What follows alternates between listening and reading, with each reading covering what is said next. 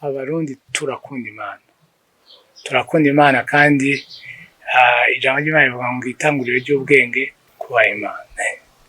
Rero nta bwenge burenga gushira Imana imbere, ntabwo ntabwo.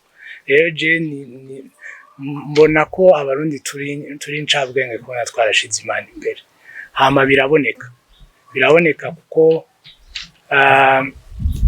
mvuze ngo aho umuntu arabyumva cyane, kuko iyo umuntu yumvirije ikirere nk'abantu dusenga spirituellement, urumva ko ikirere ari ciza mu buryo bw'imwemwe, urumva ko abantu barakunda Imana, barakunda ibintu byose bijanye n'Imana.